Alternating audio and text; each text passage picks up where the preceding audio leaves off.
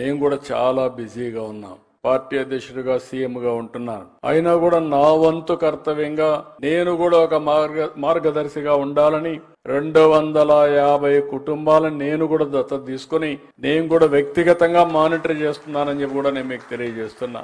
ఇందులో కష్ట నష్టాలు నాకు కూడా తెలియాలి. నేను కూడా కొంత సమయం స్పెండ్ చేయాలి. నేను కూడా కొంత సమయం స్పెండ్ చేసి నాకు కూడా అందులో కష్ట నష్టాలన్నీ తెలిస్తే దాని మీద ఏం చేయాలనో ఈ కార్యక్రమాన్ని ముందు తీసుకుపోవడానికి అవకాశం వస్తుంది. మళ్లీ మిమ్మల్ని అందరినీ కోరుతున్నా, ఒక చరిత్రకు శ్రీకారం చుట్టాం. రాబోయే రోజుల్లో ప్రభుత్వ విధానాలు ఏ పాలసీ తీసుకున్నా ఒకటే గుర్తుపెట్టుకోండి, పేదవాళ్లకు అనుకూలమైన నిర్ణయాలే ఉంటాయి.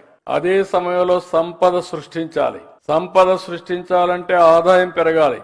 ఆదాయం పెరిగితే గవర్నమెంట్ కి వెసులుబాటు వస్తుంది. మళ్లీ పేదవాళ్ళకి ఇప్పుడు 4,000 రూపాయలు పింఛన్ ఇస్తున్నాం అంటే చాలా మంది ఆశ్చర్యపోతున్నారు. మనలో సగం కూడా ఇవ్వడం లేదు కొన్ని రాష్ట్రాలు. ఒకటి ఆదాయం ఉండాలి, మంచి మనసు కూడా ఉండాలి. ఆదాయం లేకపోతే మనసున్నా ఇవ్వలేము.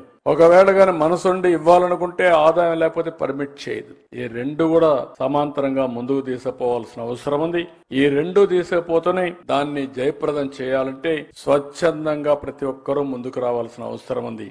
నా బాధ్యత నేను చేస్తాను. నేను ఎక్కడ మీటింగ్ పోయినా నా మీటింగ్ లో కంపల్సరిగా ఒక 2-3 బంగారు కుటుంబాలు, ఒక 2-3 మార్గదర్శకులు పెట్టుకుని మాట్లాడిస్తున్నా. ఎందుకు మాట్లాడిస్తున్నానంటే మీలో ఒక చైతన్యం తేవడానికి, ఇంకొక పక్క మీకు ఒక స్ఫూర్తినివ్వడానికి, ఇంకొక పక్క ఒక మంచిని గుర్తిస్తున్నారు అని అనుకుంటే 10 మంది మంచి చేయడానికి ముందుకు వస్తారనే ఉద్దేశంతోనే ఇవన్నీ చేస్తున్నాం. దయచేసి మార్గదర్శకులు అందరినీ కోరుతున్నా, ఇది ఇంపాసిబుల్ జాబ్ కాదు. ఇది ఏమాత్రం మీకు మనసున్నా ఇది ఆచరణ సాధ్యమేనని చెప్పి నేను మీకు తెలియజేసుకుంటూ రాష్ట్రంలో ఉండే పేదవాళ్ళందరికీ విజ్ఞప్తి చేస్తున్నా, ఈ పేదరికం అనేది శాపం కాదు.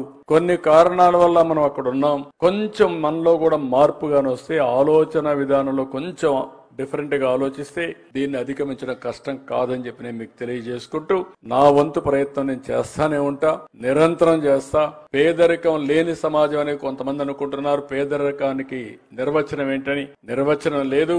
ఎవరైతే అట్టడుగునున్నారో వారికి అనునిత్యం అండగా ఉండడం, అదే పేదరిక నిర్మూలన అని చెప్పి మరొక్కసారి మీ అందరికీ తెలియజేస్తున్నా.